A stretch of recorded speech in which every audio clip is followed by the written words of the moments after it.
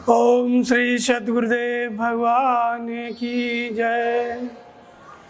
गुरुर् ब्रह्मा गुरुर्विष्णु गुरुर्देवो महेश्वर गुरुर् साक्षात् परम ब्रह्म तस्मै श्री गुरुवे नमः। ओम श्री सद्गुरुदेव भगवान की जय। भगवान के कई अवतार हुए, 10-24, उनमें से आज बताएंगे मत्स्य अवतार। मत्स्य अवतार भी सबसे पहला अवतार है इस पृथ्वी पर भगवान का। महापुरुषों ने जनता कहानी में बड़ी रुचि रखती है। कहानी बोलते जाओ तो बच्चे लोग भी कहानी सुनते हैं। तो इसी तरह से ये कथानक, ये रूपक भागवत में है। इन्हीं को कथानक भी कहते हैं, रूपक भी कहते हैं, कहानी भी कहते हैं, ताकि लोग इसको अच्छे से सुने और सुनने के बाद जब रुचि पैदा हो जाए तो इसका अध्यात्म जाने। तो ये परंपरा भारतीय मनीषा में पहले से रही है, अध्यात्म को कहानी के माध्यम से प्रस्तुत करने की। और रामचरितमानस है, ये भी एक कहानी है। महाभारत भी कहानी है तो सभी कहानी, लेकिन कुछ कहानी ऐसी हैं जो इतिहास में भी घटना घटी और कुछ कहानी ऐसी हैं जो घटी नहीं लेकिन बनाया गया। इसलिए बनाया गया कि उनके द्वारा लोग सत्य को समझ लें। जो सत्य है हमारे अंतःकरण में, जो घटना घटती है उसको समझ लें। मनुष्य जब साधना करता है तो उसके अंदर जब घटना घटती है उसको समझ लें। इसी तरह से ये मत्स्य अवतार की कहानी है। मत्स्य अवतार पहला अवतार है भगवान का और इसकी कहानी है कि महाराजा मनु, जो तीनों लोकों के सम्राट थे, उनका नाम था सत्यव्रत मनु। वो अपना भजन करते थे और गंगा किनारे जाकर के याचमन करते थे, जल से स्नान करते थे और भजन करते थे। तो ऐसे ही एक दिन स्नान करके वो याचमन कर रहे थे तो उनकी अंजलि में एक मछली आ गई। मछली आई तो उसको बाहर निकालना चाहते थे, फेंकना नदी में, कि मछली का क्या करेंगे। तो मछली से आवाज आई कि राजन, मुझको इस नदी में वापस मत डालो, क्योंकि हमारे जीवों में जो जलचर होते हैं उनमें ऐसी परंपरा है कि जो बड़ी मछली है वो छोटी मछली को खा जाती है, उससे छोटी को वो वाली छोटी खा जाती है। इसलिए अन्य मछलियां जो इस जलाशय में रहेंगी, नदी में, वो हमको नहीं छोड़ेंगी, इसलिए आप मेरी रक्षा करें। और मनु ने जब उसकी आवाज़ सुनी तो उसको घर लेके आ गए। जब घर लेके आ गए तो घर में अपने एक घड़े में ले जा करके उसको छोड़ दिया। घड़े में छोड़ दिया, फिर आराम करने लगे। तब तक जैसे ही आराम करते वैसे ही आवाज़ आने लगी कि राजन राजन। 2-3 बार आवाज़ आई, महाराज। तो फिर मनु सोचे कि कौन है इधर। देखा तो वही मछली जो छोटी सी डाले थे बहुत बड़ी हो गई। बोले, इसमें हमारा दम घुट रहा है, ये पात्र मेरे लिए छोटा पड़ गया, कृपा करके मुझे इससे बड़े जलाशय में छोड़े। तब फिर मनु ने सोचा कि चलो उनके यहाँ जो तालाब था उसमें ले जा करके उन्होंने छोड़ दिया। जब तालाब में छोड़ा तो जैसे ही छोड़ के आके आराम करने लगे, भजन करने लगे, वैसे ही फिर आवाज़ आने लग गई कि महाराज। फिर गए मनु तो देखे तो बहुत बड़ी हो गई थी मछली। वो जलाशय था, तालाब था, वो भी छोटा पड़ गया। बोले, ये मेरे लिए पर्याप्त नहीं है, इसमें भी मेरा दम घुट रहा है, इसलिए मुझे और बड़े जलाशय में छोड़ो। मनु उसको लेके आए और आश्चर्य में भी पड़ गए कि ये जब तक हम छोड़ के लौट के आते हैं तब तक बढ़ जाता है, क्या है ये। फिर उसको ले जा करके गंगा में छोड़े। गंगा में छोड़े तो कुछ देर तक रुका कुछ देर तक तो धीरे धीरे बढ़ी, फिर जैसे ही घर पे आए और घर पे आने के बाद जब देखे तो फिर आवाज़ आने लगी कि महाराज मुझे इस जलाशय से भी निकालो, मेरा शरीर इससे भी विशाल हो गया है। तो देखा गंगा से भी बड़ा उनका शरीर। फिर मनु सोचे कि अब इसको कहाँ डाले, तो ले जाकर के समुद्र में डाले। समुद्र में डाले तो फिर बहुत बड़ा आकार उनका हुआ और वो मत्स्य भगवान के रूप में प्रकट हुआ। इसी का नाम मत्स्य अवतार है। प्रकट हुआ, फिर मनु को बोले भगवान कि ऐसा इस धरती पे महाप्रलय होने वाला है और ये धरती डूब जाएगी, तुम जो सृष्टि के कल्याणकारी बीज हैं अपने भाई सप्तऋषियों को लेकर के एक सुदृढ़ नाव में बैठ करके, और जब ये जल प्लावन हो जाएगा, पृथ्वी के ऊपर जल ही जल हो जाएगा, तब फिर मैं मत्स्य रूप में आऊँगा पुनः, और मेरे मस्तक पर सिंह होगा, उस सिंह में उस नाव को बांध देना और फिर इसके बाद अपने भाइयों सहित उस नाव में बैठ जाना। ऐसा ही हुआ। थोड़ी देर में भगवान के बताए अनुसार पूरी पृथ्वी जल में डूब गई, जल प्रलय हो गया। और इसके बाद फिर वही मत्स्य दिखाई पड़ा। इधर ये सप्तऋषि इनके भाई और सृष्टि के कल्याणकारी बीज सब उस नाव में रख लिए, और जब मत्स्य दिखाई पड़ा तो उसके सींग में नाव को बांध दिया। तो वो मत्स्य जितना प्रकाश की गति है, हवा की गति है, इन सारी गति से तेज उस मत्स्य की चलने की गति थी। इतनी तीव्र गति से वो चलता रहा हजारों साल तक उसी समुद्र में। पृथ्वी अंदर डूब गई और कुछ नहीं बचा था, केवल मत्स्य और नाव, उसमें मनु, सप्तऋषि और कल्याणकारी बीज। बस चलता रहा हजारों वर्षों तक। मनु को उपदेश देते रहे भगवान, वो अपना चलते रहे। उन्होंने पहले वचन दिया था भगवान ने कि हम तुमको पूर्ण स्थिति प्रदान कर देंगे, शांति प्रदान कर देंगे, जैसे ही ये जल प्रलय समाप्त होगा तुमको भी शांति प्रदान कर देंगे। तो ऐसे हजारों वर्षों तक वो चलता रहा, नाव चलती रही मत्स्य के सींग में बंधी हजारों वर्ष के बाद। और भगवान उपदेश देते रहे, मनु उस उपदेश के अनुसार आचरण करते रहे। फिर वो श्रृंग जो मत्स्य था उस नाव को ले जाके हिमालय में जो उत्तंग शिखर है सुमेरु पर्वत, उससे जाकर के बांध दिया। और इसके बाद फिर जब बांध दिया उस नाव को, तो फिर प्रलय का जल शांत हुआ। जब प्रलय का जल शांत हुआ तो सृष्टि पूरी समाप्त। फिर भगवान ने आदेश दिया कभी इन्हीं कल्याणकारी बीजों को फिर से छिड़क दो, फिर सृष्टि पैदा हो जाएगी। मनु ने भगवान के आदेश के अनुसार फिर वो बीज छिड़क दे कल्याणकारी, और फिर सब सृष्टि उत्पन्न हो गई। मनु को भगवान की स्थिति मिल गई। ये है मत्स्य अवतार की कहानी। तो ये पहला अवतार है। अब ये है क्या, अवतार तो जब कभी भी होता है प्रत्येक साधक के, भक्त के, जो अनुरागी है उसके हृदय में होता है। सबके लिए अवतार का कोई विधान नहीं है। एवं यो वेत्ति तत्वतः, केवल तत्वदर्शी ही मेरा जन्म और कर्म देख पाता है, सब लोग नहीं देख सकते। तो ऐसे ही मत्स्य अवतार की कहानी है। जब व्यक्ति अपने घर में होता है तो हर व्यक्ति के हृदय में दो प्रकार की वृत्तियां होती हैं, आश्चर्य वृत्ति, ध्येय वृत्ति। तो ये संपूर्ण जो मानसिक वृत्तियां हैं, इन्हीं को क्या कहते हैं, मत्स्य कहते हैं। लेकिन ये जो मत्स्य अवतार है भगवान का हुआ है, इस मछली में कौन प्रकट हो गए, भगवान। तो ये सारी वृत्तियों में अच्छी और बुरी वृत्ति है। मनुष्य के अंतःकरण में देवी आश्रय वृत्तियां, इन्हीं को क्या है, मत्स्य कहा जाता है। लेकिन इनमें से जब कोई महापुरुष मिल जाते हैं, सदगुरु मिल जाते हैं, उनका सानिध्य प्राप्त हो जाता है, तो पहले तो व्यक्ति अपना इधर उधर भटकता रहता है।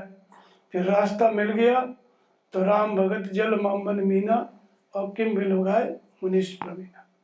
राम की भक्ति रूपी जल, भगवान की जो भक्ति है वही जल है। दो प्रकार के जलों का वर्णन है, तो ये संसार रूपी समुद्र, 2 प्रकार के समुद्रों का भी वर्णन है।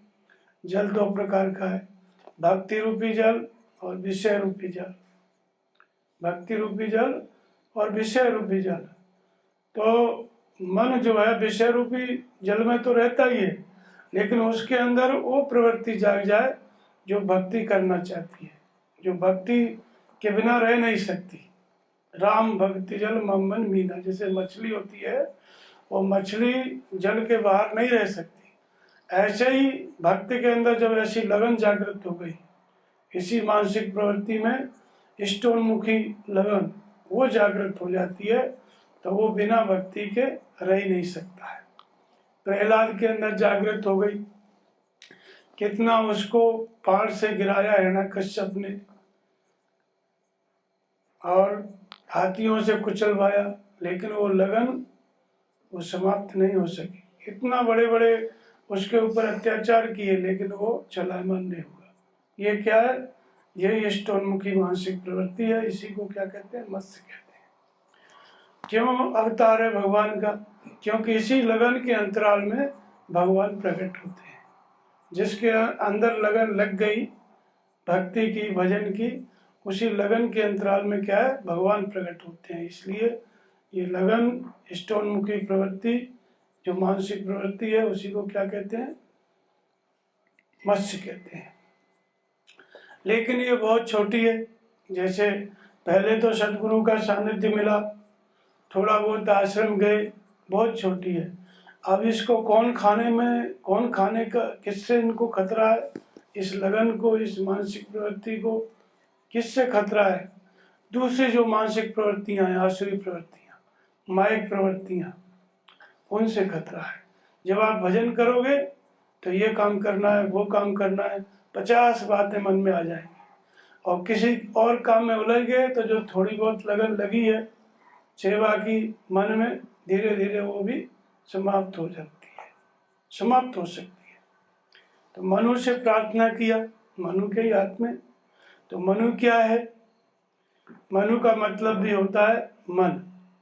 5 तत्व, 25 प्रकृति, 5 ज्ञान इंद्रियां, 5 कर्म इंद्रियां, ये 40 तत्वों का क्या है? ये मन है। तो 40 किलो का एक मन नहीं होता है, 40 किलो का एक मन। ऐसे ही ये जो मन है, ये भी 40 किलो का है, 40 तत्वों का। 5 ज्ञान इंद्रियां, 5 कर्म इंद्रियां, ये 10 हो गए। 5 तत्व, 25 प्रकृति। 5 तत्व, 5 एलिमेंट जिसको कहते हैं, जल, अग्नि, वायु, पृथ्वी, आकाश, ये 5 तत्व हैं। लेकिन ये 25 प्रकृति क्या है? इसको वैज्ञानिक भी नहीं जानते। 25 प्रकृति अध्यात्म की खोज है। क्योंकि इन 5 तत्वों का क्या है कि जल में पांचों का संचार, इसका नाम 25 प्रकृति है। जैसे जल है तो जल में अग्नि भी है, वायु भी है, आकाश भी है और पृथ्वी भी है।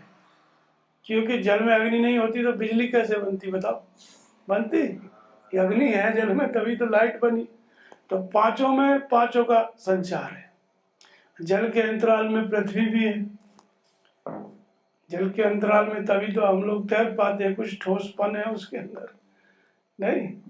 तो पृथ्वी भी है, आकाश भी है, को अवकाश के न बिन पावे।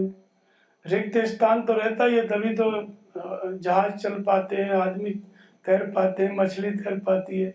उसके अंतराल में आकाश भी रहता है, पृथ्वी भी रहती है, आकाश भी, और वायु भी रहती है। वो लोग उसी में जलचर होते हैं, सब ऑक्सीजन लेते हैं उसी से, तो वायु भी उसमें रहती है। तो पांचों का संचार रहता है। ऐसे ही आकाश है, तो आकाश में ऐसे तो आकाश एकदम रिक्त रहता है, स्पेस में रहता है, लेकिन इस आकाश के अंतराल में भी आप तीव्र गति से कोई चीज आपके पास है तो किसी और ग्रह से जाके टकरा सकते हो। इसमें भी ठोस चीजें हैं, एकदम स्पेस नहीं है, कुछ ना कुछ ग्रह उपग्रह इसमें तैर रहे हैं। ऐसा कोई आकाश नहीं है जिसमें कोई ग्रह उपग्रह ना हो। तो इस आकाश में भी पृथ्वी है और इसमें वायु भी है। जब यहाँ से रॉकेट वगैरह जाते हैं ना, तो उसमें से आग उत्पन्न होती है, जब ऊपर जाते हैं तो चिंगारी, तो वो क्या है? अग्नि भी है उसमें। और वायु मतलब गैसें हैं कई प्रकार की। तो पांचों में पांचों का संचार, ये तो बाहर का आकाश और ये सब जल अग्नि। इसी तरह ये शरीर भी है, ये 5 तत्वों का बना है, तो इसमें भी जब तक पांचों का पांचों में संचार नहीं होगा ना, तो हलन चलन होगी ही नहीं। शरीर में हलन चलन नहीं होगी, मन में हलन चलन नहीं होगी। तो ये पांचों का पांचों में संचार रहता है। इसका नाम क्या है? 25 प्रकृति। ये पांचों तत्व सूक्ष्म रूप से मन में भी रहते हैं, मन में रहते हैं पांचों तत्व सूक्ष्म रूप से। जैसे कोई सबसे पहले कोई विचार आया, स्पर्श किया, तो उसको वायु कहते हैं। और जब वो विचार तेजी से चिंतन में आ गया, बार बार उसी को रिपीट कर रहे हैं, तो उसी को चित्त कहते हैं। अग्नि का रूप ले लेता है तेजी से। कोई भी विचार मन में तेजी से रिपीट होने लग गया, वो अग्नि का रूप हो गया। और उसके पहले ठोस जब निर्णय ले लिया, डिसीजन ले लिया कि यही काम करना है, तो वो जो है, हाँ, ये अग्नि का डिसीजन क्या है? जो डिसीजन लेते हैं वो अग्नि का रूप हो गया, वो तेज हो गया। और बार बार जो चिंतन करने लगे तो वो जल का रूप हो गया।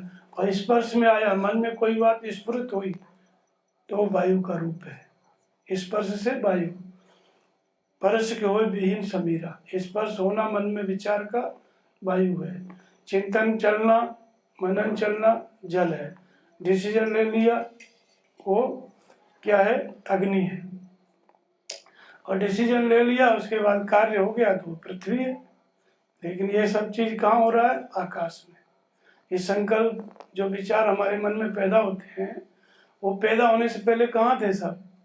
इसके मन के चित्त के अंतराल में जो आकाश है, स्पेस है, अंदर ही स्पेस है, उसी स्पेस में पड़े रहते हैं सारे विचार, उसी में पड़े रहते हैं। उन्हीं को संस्कार कहते हैं। वो स्मृति में, स्पेस में, आकाश में सब पड़ा हुआ है। हाँ हाँ, उसी को कहते हैं जैसे बाहर है। वो जब समय आता है तो वो संस्कार अपना काम करने लगता है। तो ऐसे जो है मन में भी पांचों तत्वों का सूक्ष्म रूप होता है। इसलिए मन ही क्या है? मनु है। तो ये 40 तत्वों का मन बताया, 10 इंद्रियां, 5 तत्व, 25 प्रकृति, 5 ज्ञान इंद्रियां, 5 कर्म इंद्रियां और 5 तत्व, और 25 प्रकृति हो गया 40। तो ये 40 तत्व है। इस मन को ही क्या कहा गया है? मनु। लेकिन मन में 2 तरह की वृत्तियां हैं, सत्य और असत्य। सत्य की तरफ भी चलता है मन, असत्य की तरफ भी। लेकिन इस मनु का नाम क्या है? सत्यव्रत। ये कौन से मनु थे? इनका नाम क्या था? मनु सत्यव्रत मनु। तो जिस मन ने सत्य का व्रत ले लिया, मुझे सत्य की प्राप्ति करनी है, ऐसा जो मन है, ऐसा भक्त है, वो क्या है? वो सत्यव्रत मनु है। जब प्रण ले लेगा, व्रत ले लेगा, तभी तो लगन जागृत होगी। लगन तो आगे की चीज है, पहले तो डिसीजन तो लो कि हमें करना क्या है। जब निर्णय ले लिया कि हमें भक्ति करनी है, भगवान का भजन करना है, तो जब निर्णय आ गया, तब फिर जब निर्णय ले लेता है साधक, तब वो मानसिक वृत्तियां जो 50 हैं, हजारों, उनमें से इष्टोन्मुखी प्रवृत्ति जो भगवान की प्राप्ति कराती है, वो जागृत हो जाती है। उसी को लगन कहते हैं, इष्टोन्मुखी प्रवृत्ति कहते हैं। और उसी को क्या कहते हैं? मत्स्य का अवतार कहते हैं। मानसिक प्रवृत्ति जो इष्टोन्मुखी है, मन की। तो जब सत्य प्राप्ति की इच्छा होती है, तभी ये लगन जागृत होती है, सबके अंदर नहीं होती है। अब ये जागृत तो हो गई, लेकिन इसको समाप्त करने के लिए जो दूसरी प्रवृत्तियां हैं, वो भी इसी जलाशय में, संसारी समुद्र है, संसारी जो है भवसरिता है, इसी में रहती हैं वो सब मछलियां। ये मछली तो एक छोटी सी है, लगन, थोड़ा सा भजन, थोड़ी सी सेवा, थोड़ा सा ये प्रकट हुआ है। लेकिन अन्य प्रवृत्तियां बहुत ज्यादा, बहुत मात्रा में, बड़ी मात्रा में। तो उन्होंने कहा कि मेरी सुरक्षा करो। सुरक्षा कौन करेगा? जिसको भजन करना है वही सुरक्षा करेगा। सुरक्षा तो भगवान ही करते हैं, लेकिन खुद उसको ध्यान रखना पड़ेगा ना, अपने मन का कि कहाँ जा रहा है, किधर भाग रहा है। रोकना तो खुद को ही पड़ता है। अगर नहीं रोकेगा तो भगवान की प्रेरणा भी मिल रही है, वो मन को नहीं रोक रहा है तो वो नष्ट हो जाएगा ना फिर। तो इसलिए जब वो रक्षा में लग जाता है, अर्थात साधना में लग जाता है। लेकिन सबसे पहले उन्होंने कहाँ रखा? घड़े में रखा। घड़े में रखने का मतलब है कि सदग्रस्त में व्यक्ति रहता है तो केवल उस व्यक्ति को इष्टोन्मुखी लगन है उसके अंदर, लेकिन वो अंदर पड़ी रहती है, बस जीवित रहती है, जल्दी बड़ी नहीं होती है, जीवित रहती है। और धीरे धीरे जब बड़ी होने लग गई, तब बड़ी होने के बाद उसने कहाँ पे उन्होंने प्रवाहित किया? तालाब में। तालाब का मतलब होता है त्याग। तो धर्म ते विरत योग ते ज्ञाना, अज्ञान मोक्ष प्रद वेद बखाना। जब इष्टोन्मुखी लगन जागृत हो गई तो हृदय में संचित रहती है, पलती रहती है। लेकिन जब वो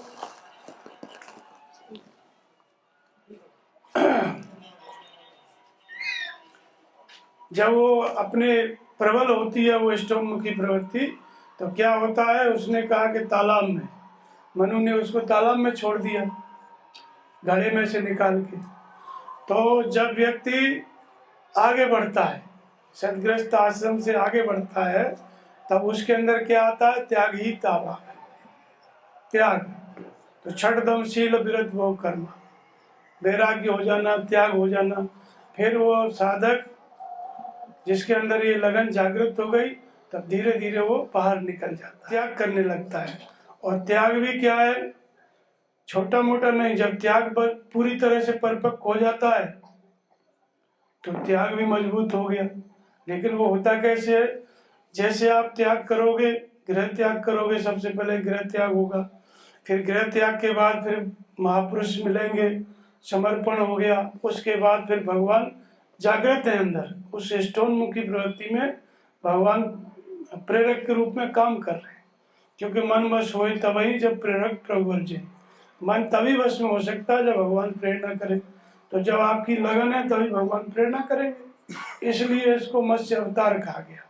इसी लगन के अंतराल में भगवान प्रेरणा करने लगते हैं। जैसे जैसे आप भजन करोगे वैसे वैसे भगवान प्रेरणा करने लगेंगे। तो जब प्रेरणा रंग लाएगी तो क्या होगा? गृह त्याग होगा। तो गृह त्याग तो हो गया, शरण में भी चला गया, लेकिन उस त्याग को परिपुष्ट, उसको मजबूत कैसे करेगा? जब बाहर से डिस्कनेक्ट हो गया विषयों से, लेकिन मन में सब चल रहा है, मन में चल रहा है, तो धीरे धीरे भगवान मार्गदर्शन देते हैं और धीरे धीरे वो त्याग और बढ़ने लगता है। त्याग इतना बढ़ने लगता है कि वो तालाब छोटा पड़ गया, मतलब त्याग परिपक्व हो गया, अब त्याग की उतनी आवश्यकता नहीं है। इसके बाद जब त्याग भी पूर्ण हो गया, उसके बाद फिर वो लगन, उसके अंतराल में भगवान और प्रगाढ़ रूप से और विस्तार रूप से प्रकट हो जाते हैं, तो उसका और विस्तार हो गया। विस्तार साधक का ही हो रहा है, पहले आंशिक रूप में है, वही लगन है, थोड़ा बहुत भजन सेवा ये सब है। फिर जब त्याग हो गया तो वही भजन चिंतन और तीव्र गति से होने लगा, सब कुछ छोड़ के फिर करने लगा। और जब त्याग एक बार हो गया तो फिर त्याग के बाद क्या होता है? ज्ञान की जागृति। तो नहीं ज्ञानेन सततम पवित्रमेन विद्यते तस्वम योग संसिद्धि कालेन आत्मनि विन्दति। ज्ञान के समान पवित्र करने वाला दूसरा कुछ भी नहीं है। तो जब आप त्याग करोगे, धर्म से वैराग्य होगा, वैराग्य से योग होगा, योग से ज्ञान होगा। ज्ञान ही क्या है? गंगा है। मनु ने उस मछली को गंगा में छोड़ दिया, अब गंगा में वो बढ़ने लगी, तालाब में बढ़ी, फिर गंगा में बढ़ने लगी। तो वही लगन भगवान की प्रेरणा से चलते चलते फिर अध्यात्म ज्ञान भगवान नजदीक से बताने लग गए, प्रत्यक्ष जानकारी होने लगी हर चीज की। तो ज्ञान के प्रवाह में वो ढल गई वृत्ति, जैसे जैसे भगवान मार्गदर्शन करते जाते हैं वैसे वैसे चलने लग गया, क्लोज होके चलने लग गया। पहले भी लगन थी, भगवान बता रहे थे, चल रहा था, लेकिन धीरे धीरे घर छूटा, त्याग हुआ और उसका रूप बढ़ गया। और त्याग के बाद फिर क्या है? भगवान के साथ कदम से कदम मिला के चलने लग गया। इसी को कहते हैं अध्यात्म ज्ञान। आत्मा मार्गदर्शन करे, भगवान बताएं और हम चले, तो आत्मा के अधिपत्य में निरंतर चलना, इसको ज्ञान कहते हैं। तो ये भी वृत्ति चलते चलते ये भी परिपक्व हो गई, मतलब भगवान पूरी तरह से भगवान की बात समझ में आने लगी और भक्त चलने लग गया। हर जगह भगवान प्रेरणा कर रहे हैं। चलते चलते फिर कहाँ पे? समुद्र में उन्होंने छोड़ा, तो समुद्र भी दो प्रकार के, एक समुद्र तो संसार रूपी समुद्र, और दूसरा उन्होंने किस समुद्र में छोड़ा? क्षीर सागर में, जहाँ पे भगवान वो मत्स्य भगवान के रूप में, विष्णु के रूप में परिवर्तित हो गया। वो मत्स्य उस तालाब में जैसे ही छोड़ा, वो किसके रूप में परिवर्तित हो गए? भगवान के रूप में, विष्णु के रूप में। तो उनका निवास क्या है? क्षीर सागर है। वो भी सागर में ही रहते हैं, लेकिन कौन से में? क्षीर सागर में। और ये भी समुद्र है जिसका प्रलय होना है, वो भी समुद्र है, लेकिन कौन सा समुद्र है? संसार रूपी समुद्र। एक विषय रूपी जल से भरा हुआ है और दूसरा भक्ति रूपी जल से। तो इस मछली का जीवन क्या है? जल है, लेकिन कौन सा जल? भक्ति रूपी जल, भक्ति रूपी रस। इष्टोन्मुखी प्रवृत्ति, लगन किसी को जागृत हो गई, भजन में लगने लगा मन, तो उसका जीवन क्या है? भक्ति रूपी जल। क्षीर सागर, संत हंस गुण गए पे परिहर विकार, जड़ चेतन गुण दोष में विश्व कीन करता है। क्षीर सागर क्या होता है? ईश्वरीय गुणों का समुद्र, क्योंकि भगवान उसमें निवास करते हैं। ईश्वरीय गुण आपके अंदर आएंगे तभी ईश्वर आएगा। आश्री प्रवृत्तियां तो ईश्वर नहीं आएगा होते हुए भी। तो क्षीर सागर में वो मानसिक प्रवृत्ति जो थी, इष्टोन्मुखी लगन, मत्स्य, और धीरे धीरे वो भगवान जो है उस प्रलय के समुद्र में परिवर्तित हो गए। वो प्रलय के रूप में, प्रलय के जल के रूप में वो मत्स्य परिवर्तित हो गए। अर्थात ईश्वरीय गुण आपके अंदर लबालब भर गए, तो किसका प्रलय होगा? धरती डूबेगी। कौन सी धरती डूबेगी? स्थूल सूक्ष्म कारण, ये तीनों शरीर क्या? ये धरती है, जड़ धरती का एक ही लेखा। स्थूल शरीर भी धरती है, सूक्ष्म शरीर भी, और कारण। लेकिन ये इन तीनों का जो कारण बीज है वो कहाँ पे विद्यमान रहता है? स्मृति में विद्यमान रहता है। उसी को संस्कार कहते हैं, जहाँ संस्कार बनते हैं।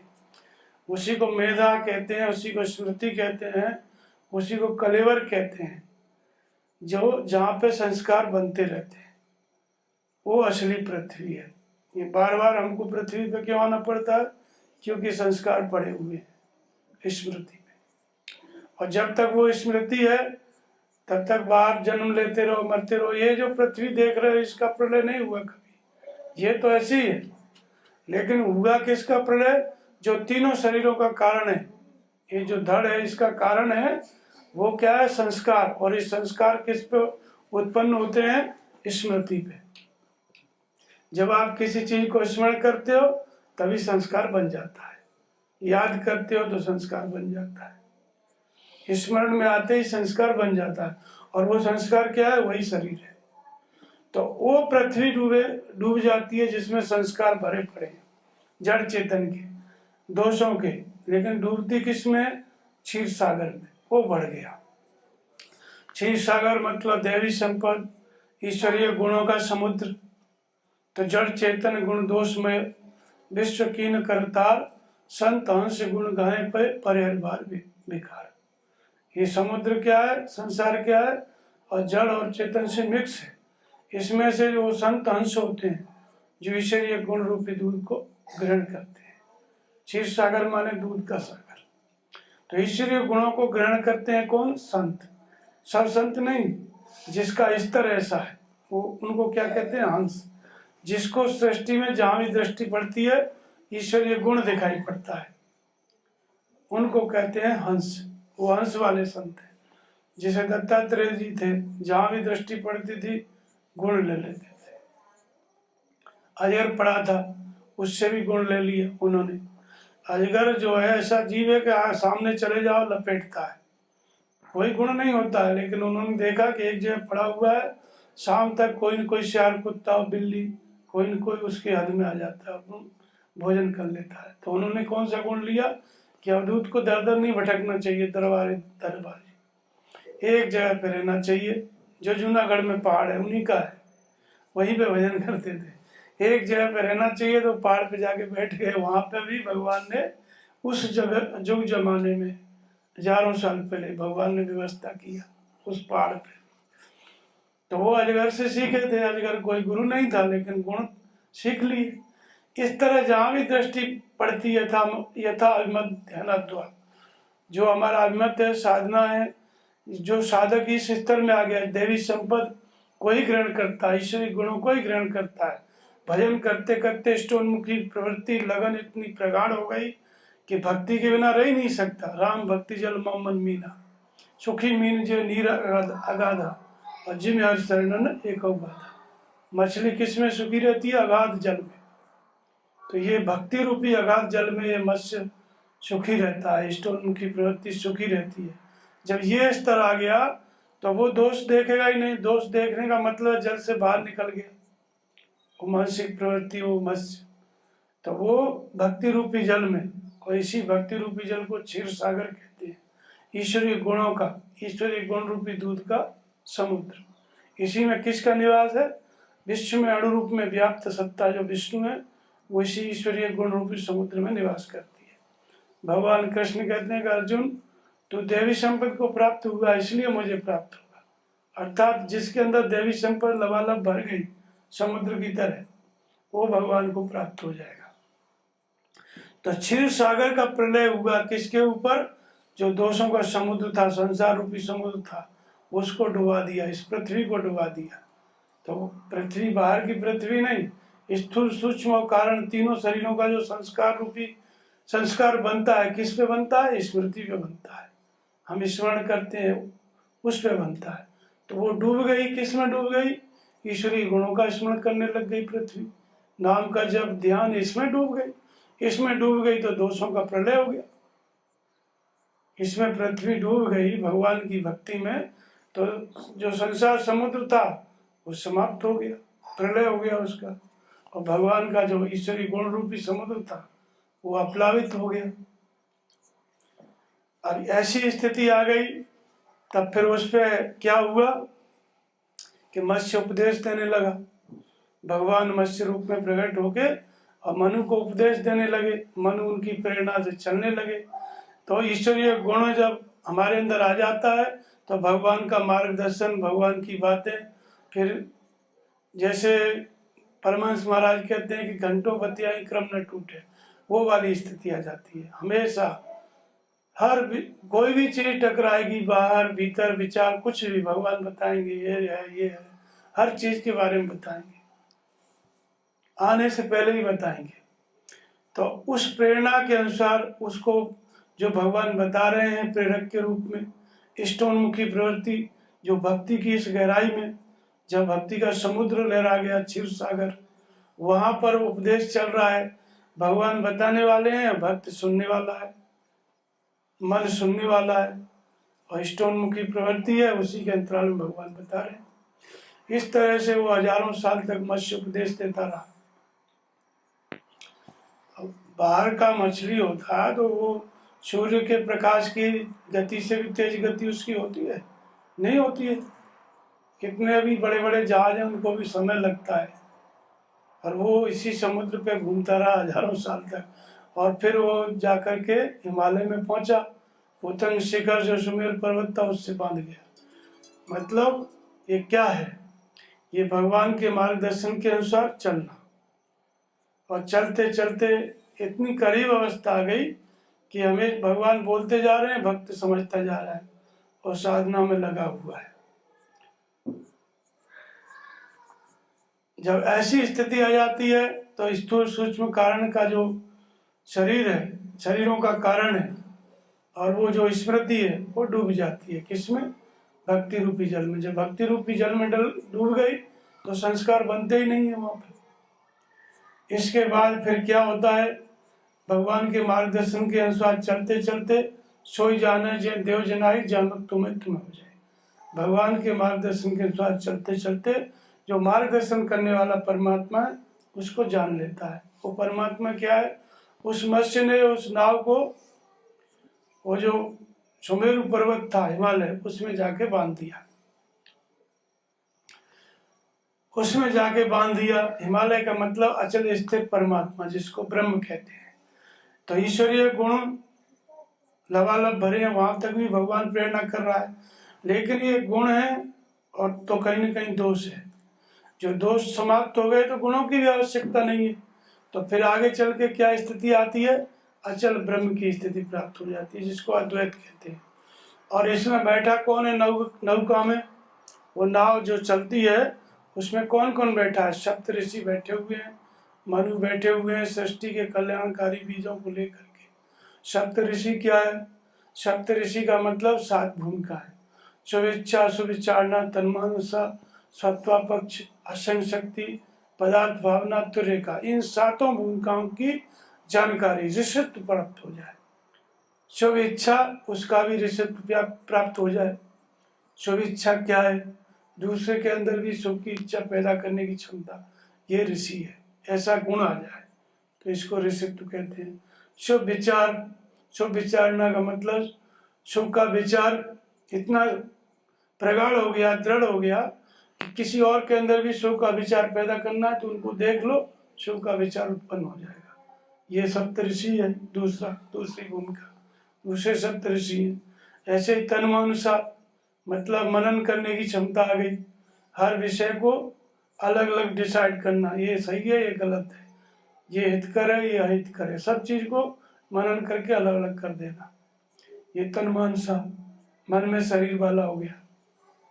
फिर सत्य का पक्ष, सत्य के प्रति दृढ़ हो गया, असत्य के प्रति चला नहीं जाता, असत्य की तरफ नहीं खिंचता, जब भी चलता है सत्य की तरफ चलता है। असंग शक्ति, संग रहते हुए भी संग का प्रभाव नहीं, संसार में ही रह के भजन चिंतन होता है लेकिन संसार का कोई इफेक्ट नहीं पड़ता है। जैसे कमल कीचड़ में होता है, जल में होता है, दिन भर पानी में ही रहता है लेकिन सूखा पत्ता रहता है, उसका पानी का इफेक्ट प्रभाव नहीं पड़ता है। तो ये होता है असंग शक्ति। पदार्थ भावना, उससे आगे मतलब इस तरह की क्षमता आ गई, इसको ऋषित्व कहते हैं। दूसरे किसी के अंदर भी वो ये क्षमता पैदा कर सकता है, इतनी जानकारी उसको है। पदार्थ भावना, पदार्थ माने संसार, पदार्थ का अभाव हो गया, संसार तो है, दिखाई देता है मैटर, लेकिन होते हुए भी नहीं है। उस इतना पारदर्शी दृष्टि हो जाती है कि सबके अंदर परमात्मा को प्रभावित देखता है। जितनी भी स्थूल सूक्ष्म वस्तुएं हैं संसार में, उसके अंदर वो आत्मा को देखता है, इसको कहते हैं पदार्थ का अभाव। लेकिन अभी दिखाई दे रहा है, और देखने वाला 2 है, दिखाई देने वाला भगवान अलग, देखने वाला अलग। इससे आगे की अवस्था रहती है तुर्य का माने मन पूरी तरह से बस में हो गया और एकाग्र हो गया। एकाग्र मन भी निरोध हो जाता है और निरोध के बाद वो उसका विलीन हो जाता है, तीनों गुणों से ऊपर उठ गया, इसको तुर्य का अवस्था कहते हैं। इसका भी ऋषित्व आ गया, मतलब ये 7 भूमिकाओं को दूसरे के अंदर जागृत करने की क्षमता आ जाना, ये सप्त ऋषि है। तो ये सप्त ऋषि किस में बैठे थे? मनु के साथ नाव में बैठे थे। नाव में चढ़ने की क्षमता किसके अंदर थी? सिर्फ मनु और सप्त ऋषि। तो मनु का मतलब होता है मन, उसी मन की ये सप्त उसी के भाई हैं। ये 7 भूमिकाएं क्या है? मन की 7 अवस्थाएं, मन के 7 स्तर हैं भगवान तक पहुंचने के। तो इसी मन के अंतराल में ये अवस्थाएं आती हैं। और वो नाव क्या है? नियम, इष्टोन्मुखी प्रवृत्ति है वो, उससे हमारा हम किसके द्वारा बनते हैं? इष्टोन्मुखी प्रवृत्ति होता है, उसमें भगवान प्रेरणा कर रहे हैं, लेकिन वो क्यों कर रहे हैं? हम अपनी कैसे हम उससे बनते हैं? उस मत्स्य से, उस लगन से हम कैसे जुड़ते हैं? तो जुड़ने का माध्यम क्या है? सूरत, मन की दृष्टि। जब मन की दृष्टि सूरत के द्वारा जब हम नाम जपते हैं, श्वास के द्वारा श्वास अंदर गई तो ओम, बाहर आई तो ओम, तो हमारी जो लो है वो जुड़ जाती है। नाम जप के द्वारा हम उस लगन से, मत्स्य से जुड़ जाते हैं जिसमें भगवान जागृत है।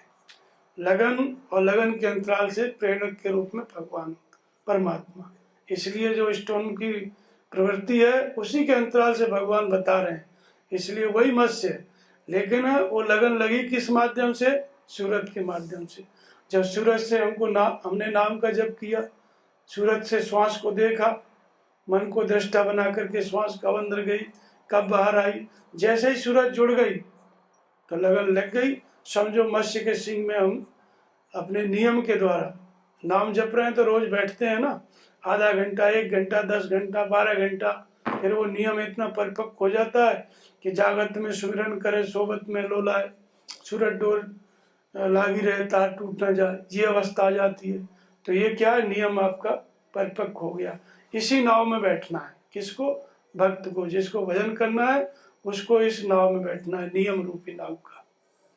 और जब ये नियम परिपक्व होता जाएगा, ये नाव में जैसे जैसे नियम परिपक्व होता जाएगा, सातों भूमिकाओं में साधक उनको क्रॉस करता चला जाएगा, सातों भूमिकाओं को पार करके तब जा करके जैसे नियम परिपक्व हुआ, सातों भूमिकाओं का रिसेट प्राप्त हो गया, और जैसे ही ईश्वरीय गुणों की भी आवश्यकता नहीं रह गई, क्षीर सागर का भी जल सूख गया, संसार रूपी समुद्र का भी जल सूख गया, उसके बाद अचल जो ब्रह्म है, जहाँ अच्छाई बुराई कुछ नहीं है, न गुण है न दोष है, वहाँ उस ब्रह्म की स्थिति प्राप्त हो जाती है। तो कबीर कहते हैं कि पावन फोर गंगा एक ने कसी, 14 पानी पानी, और ते पानी दो पर्वत डूबे, और दरिया लहर समानी। ये पत्थर को फोड़ करके एक गंगा निकली। कौन सी गंगा? भक्ति रूपी धारा, भक्ति रूपी धारा, ज्ञान रूपी गंगा, वो निकली। तो ये भक्ति और ज्ञान कितना बड़ा ये जल, कितने पानी दो पर्वत डूबे। दो पर्वत मतलब द्वैत, हम अलग हैं, भगवान अलग हैं, भगवान भी हैं, हम भी हैं, संसार भी है, द्वैत है। अब वहां जाकर के जहाँ ब्रह्म की प्राप्ति हो गई, तहाँ न हम रहे न भगवान, सब कुछ मिट के एक हो गया। पहले भगवान चलाने वाले, हम चलने वाले, और उससे भी पहले क्या था, भगवान भी हैं, हम भी हैं, और माया है जिसका मानसिक प्रवृत्तियां हैं, संसार रूपी समुद्र है जिसका प्रलय होना है, जिसको समाप्त होना है। लेकिन करेगा कौन? क्षीर सागर, ईश्वरी गुण रूपी समुद्र। उसमें कौन रहते हैं? भगवान। वो प्रेरणा करेंगे, ईश्वरीय गुण आएंगे हमारे अंदर तो भगवान प्रेरणा करेंगे। लेकिन ये सब किसके द्वारा होगा? हमारे अंदर लगन है, उसी लगन, जैसे जैसे हम भजन करेंगे, लगन लगाएंगे, वैसे वैसे भगवान उसमें से बताएंगे। वही मत्स्य। और ये मत्स्य क्या करेगा?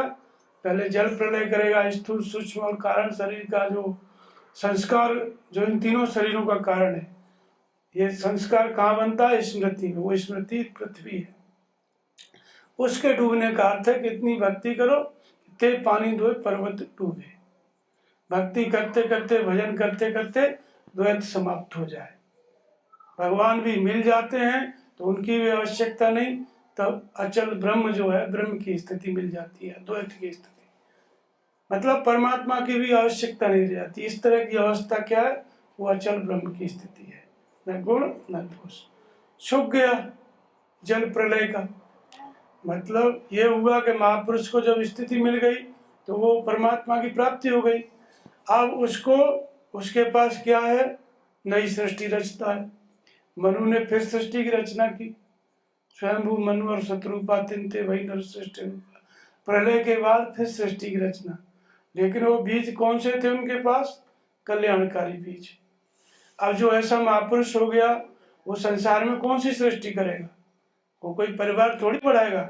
उसके पास कौन से बीज रहते हैं? कल्याणकारी। जो मनुष्य कल्याण की भावना से, इच्छा से घर द्वार छोड़ के उनके पास आते हैं, या भक्त भी आते हैं कल्याण की इच्छा से, तो उनके अंदर उन बीजों की सृष्टि होती है। जिस भगवान की प्राप्ति उन्होंने की है, उनका दर्शन करने से, सेवा करने से, वो बीज आपके इस पृथ्वी में, इस शरीर रूपी पृथ्वी में, मन में, स्मृति में अपने आप अंकुरित हो जाते हैं। यही काम मनु ने किया प्रलय के बाद।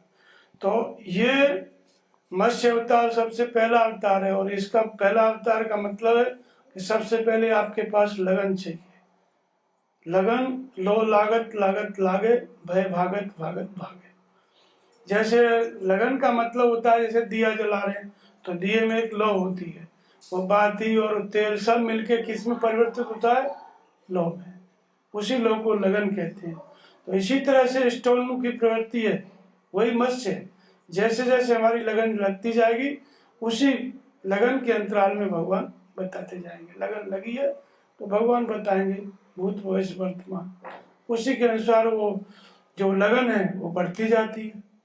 पहले घर में रहते हैं, हृदय में ही वो घट है, हृदय घट है, इसी में रहती है, अपना पली बड़ी रहती है, ज़्यादा विस्तार नहीं होता है। लेकिन त्याग किया, सब कुछ छोड़ा, उसका विस्तार होने लगता है। आधा घंटा भजन होता था, वहाँ चले गए, सब कुछ त्याग दिया, 1 घंटा 2 घंटा 3 घंटा। इसके बाद जब भगवान प्रेरक के रूप में खड़े हो गए, ज्ञान जागृत हो गया, अर्थात आत्मा बताने लगी, अध्यात्म ज्ञान भगवान बताने लगे, हम चलने लगे, तो उस लगन का और बड़ा रूप हो जाता है। पहले जब घर में रहते हैं उसमें, और भगवान प्रेरणा करके बता रहे हैं जैसे परमहंस महाराज को, उसमें आदमी वही है, लेकिन लगन में कितना बड़ा अंतर है, उसका आकार बहुत बड़ा है। आकार बड़ा होने का मतलब लगन का होता है कि आप जितना ज्यादा बाहर के विषयों से डिस्कनेक्ट हो जाओगे, उतना ही लगन बड़ी हो जाएगी, भगवान में परमात्मा में लग जाएगी, मतलब उतनी तेजी से लगेगा मन, जितना बाहर से छूटेगा। तो जितना भगवान छुड़ाते जाते हैं, त्याग होता जाता है, उतना ही लगन प्रगाढ़ होती जाती है भगवान की तरफ। यही उस मत्स्य का बढ़ना है। शुरू में क्या है, बहुत कम भजन में मन लगता है, फिर त्याग हो गया, थोड़ा ज्यादा लगने लग गया, फिर भगवान प्रेरक के रूप में खड़े हो गए, बताने लगे, तो हमेशा लगन लगी रहती है। और फिर जब ईश्वरीय गुणों का समुद्र लहरा गया, स्थूल सूक्ष्म कारण ये जो पृथ्वी है ये भी डूब गई उसमें, भक्ति रूपी जल में, तब फिर भगवान सभी बातें बताने लगते हैं, भूत भविष्य वर्तमान की, और अच्छा उसका ज्ञान का स्तर बढ़ जाता है। उसी के बाद भगवान की प्राप्ति होती है। भगवान प्रेरणा करके स्वयं के स्वरूप का ज्ञान करा देते हैं। ज्ञान हो गया तो प्रलय समाप्त, प्रलय की भी आवश्यकता नहीं। इसके बाद जब फिर उस महापुरुष के पास जो भी लोग आएंगे, वही कल्याणकारी बीज लेके जाएंगे। वही मनु की सृष्टि है। कौन सी सृष्टि? तिन्ते वही नर सृष्टि अनुपा, उसकी उपमा संसार में नहीं दी जा सकती, ऐसी सृष्टि। तो संसार में कोई भजन करने लग गया, उसकी उपमा संसार में कौन उसकी उपमा है? कोई नहीं है। कल्याण के लिए चल दिया, वो अलग सृष्टि है, और जो दूसरे लोग काम कर रहे हैं वो दूसरी सृष्टि है। तो वही वास्तविक सृष्टि है। एक बार स्वरूप की रचना हो गई, फिर उसको जन्म नहीं लेना है, वो कल्याणकारी सृष्टि, ईश्वरीय गुणों की सृष्टि। तो ये सृष्टि, ये बीज हमको कहाँ से मिलते हैं? जो मन है, भजन करते करते स्टोन की लगन थी, वो स्वयं मत्स्य के रूप में बदल गया।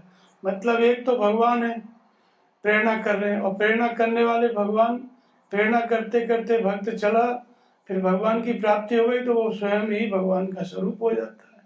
वही मत्स्य के रूप में प्रकट हो गया, वही भगवान का स्वरूप हो गया। जो भजन कर रहा था भक्त, वही भगवान की प्राप्ति करके भगवान का ही स्वरूप हो जाता है। तब फिर वो दूसरों का कल्याण करता है। तो ये मत्स्य अवतार है। इसमें क्या है? जो लगन है उसकी विशेषता बताई गई है कि भक्त के अंदर स्टोनमुखी प्रवृत्ति है, लगन है, तो भगवान 24 घंटा उसको बताते रहते हैं।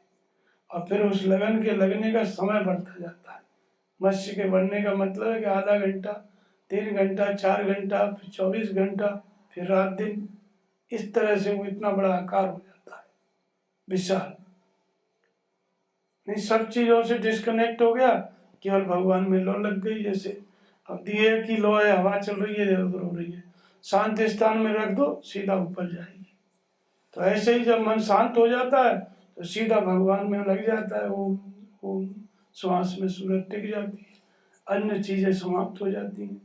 जब टिक गई सूरत, समझो मत्स्य का आकार बड़ा हो गया, ईश्वरीय गुण प्रभावित हो गए, तभी तो मन रुका। तो ये मत्स्य अवतार की कहानी थी। बोलिए श्री सद्गुरुदेव भगवान की जय।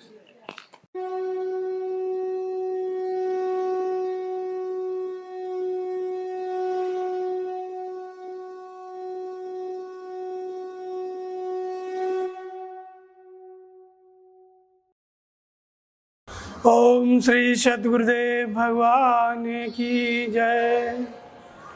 गुरुर्ब्रह्मा गुरुर्विष्णु गुरुर्देवो महेश्वर, गुरुर्साक्षात् परं ब्रह्म, तस्मै श्री गुरुवे नमः। ओम श्री सद्गुरुदेव भगवान की जय।